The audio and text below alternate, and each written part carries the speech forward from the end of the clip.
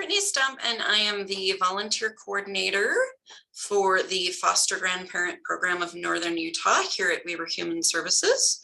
And today in our third tutorial that you will watch before you begin your adventure of tutoring in our schools is reading fluency.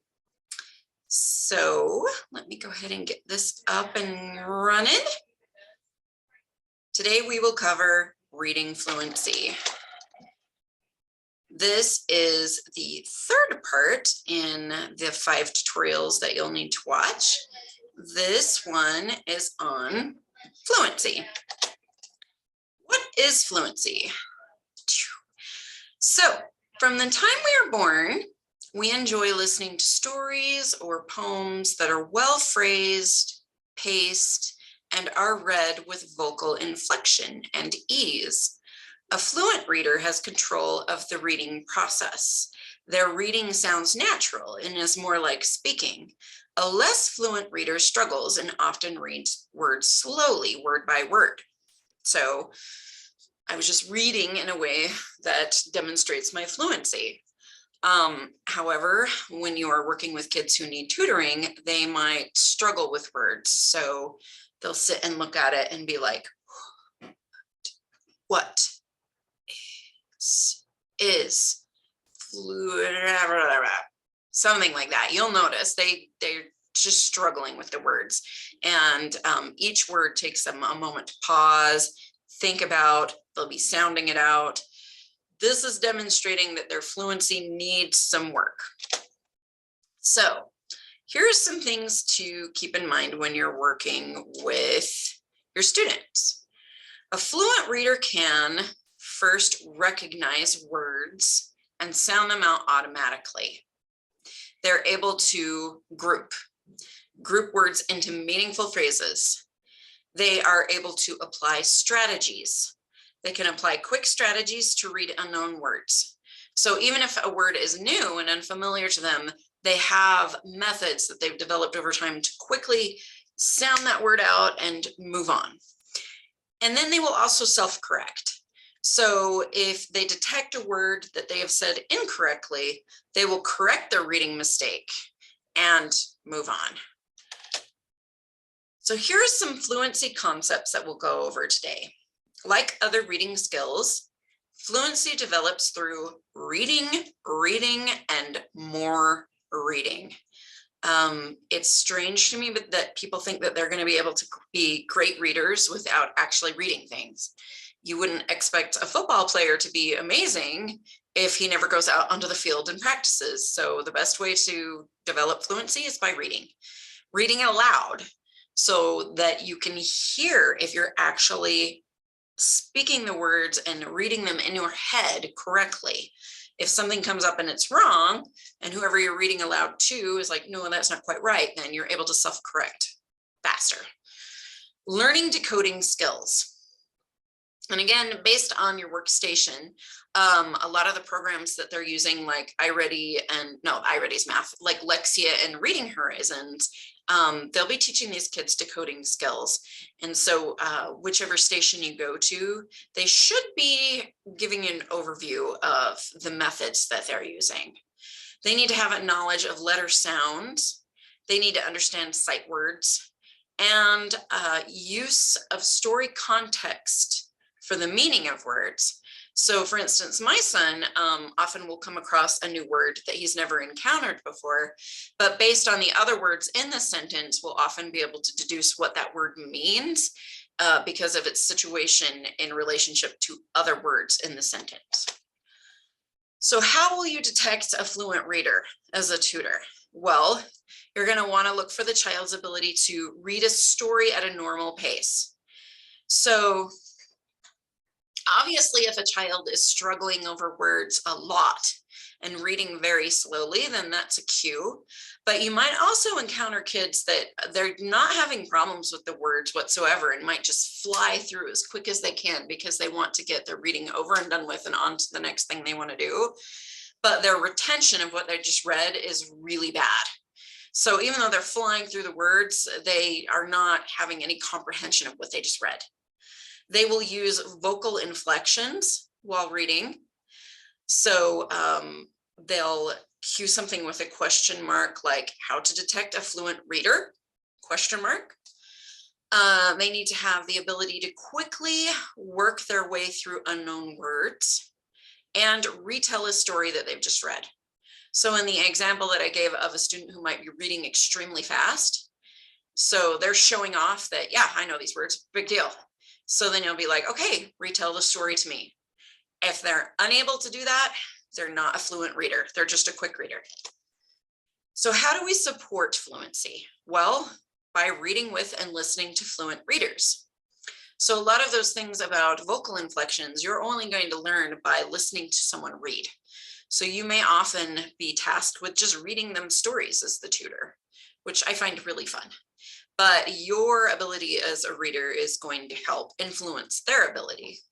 Participating in reading groups.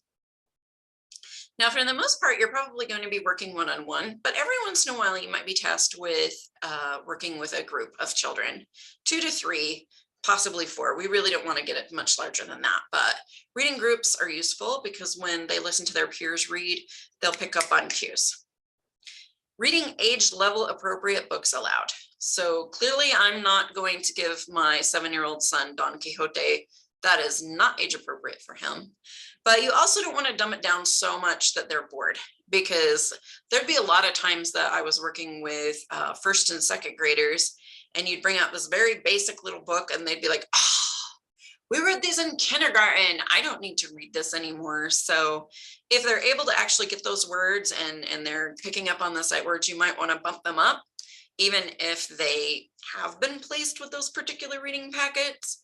You also don't want them to feel stupid, because when they are given stuff that they're like, oh, I worked on this forever ago, then that makes them feel bad about themselves. So if that comes up, you might just want to talk to the reading supervisor in your workstation and say, they really don't want to read this. They feel like they're above and beyond. And if they're given packets that are to their age group that they're not able to understand, that's where you're just going to work with them more and more so they can get to that level where they want to be. And picking books that spark the child's interest. I think it should go without saying that if it's something that's interesting to you, you'll probably be more prone to want to read it. So when you're developing relationships with your students, just getting kind of an idea of the sorts of things that they're really interested in will help you pick the appropriate materials to get them interested in reading. I had a kid. He was a 4th grader. So up until 4th grade, he had swore that he hated reading and it was the worst thing ever. And why does he have to sit here and work with me? And then I discovered that he was really, really into sports, just in some of those relationship building conversations that we had. So I made a point of getting a lot of biographies of athletes that he was interested in. And lo and behold, he became interested in reading. So finding those books that spark their interest is also important.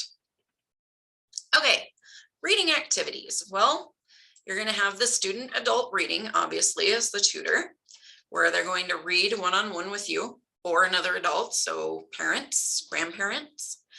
You might participate in choral reading, where students read along as a group with you. I never really encountered tape-assisted reading, but that might also come up.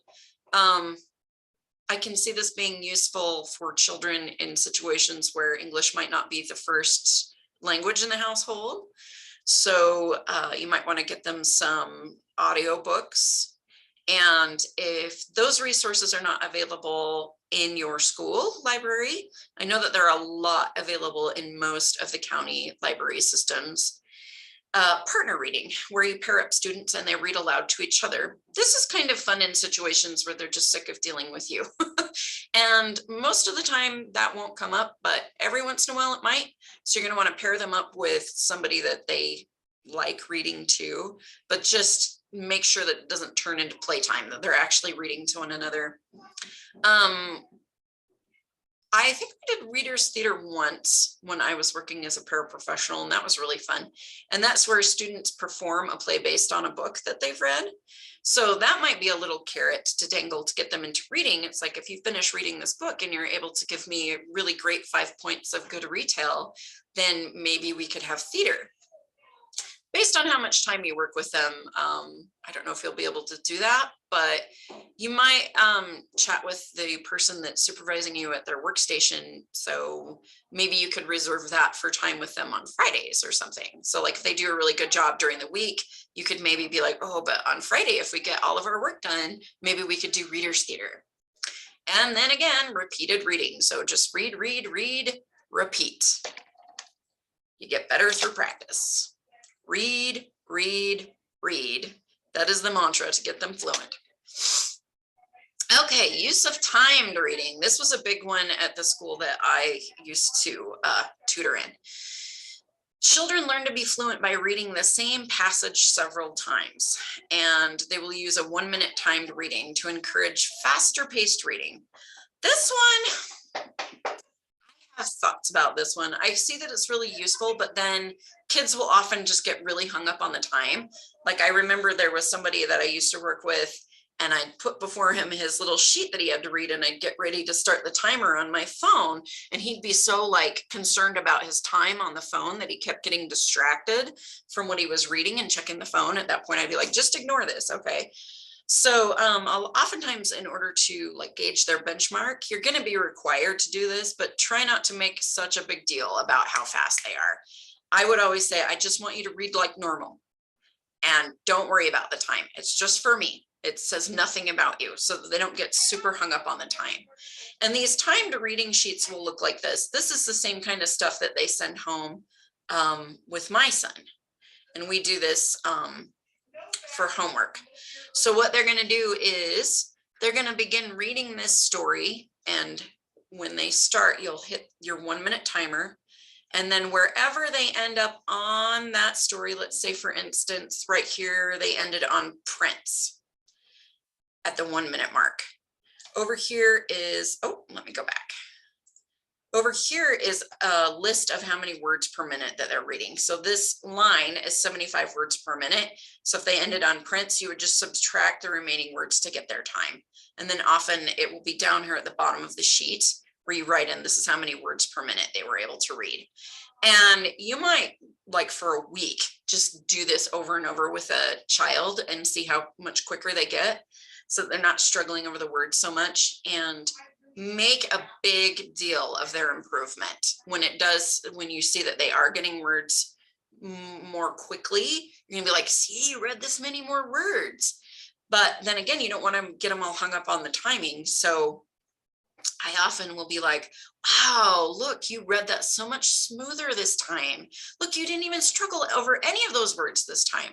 So when you get started on Monday, maybe sounding out Cinderella is super hard for somebody, but by Wednesday, it's like, I know it's easy. It just comes naturally. Praise that. Oh, look how much better you're getting with pronunciating that word. You did such a good job. That kind of stuff.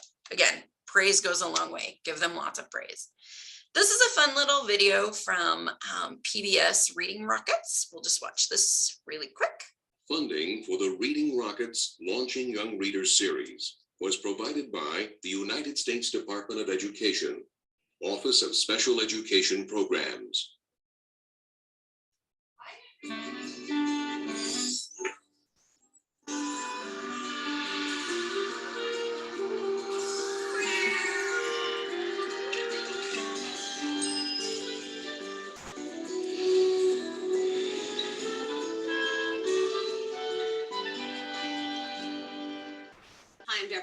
Today I'm interviewing a well-known reading expert and librarian. Here from the PBS Kids show Between the Lions is Theo Lyon.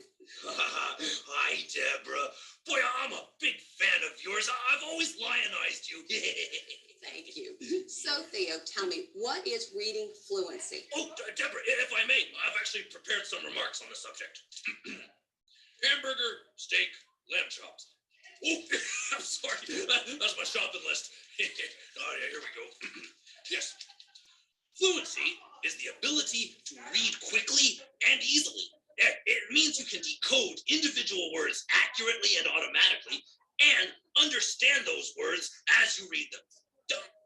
Much as I did just now. Yes, you really read that with feeling. Oh, thank you. But tell me, Why is fluency important? Oh, Deborah, a kid who reads haltingly works so hard on just the mechanics of reading that there's no mental energy left to understand the meaning.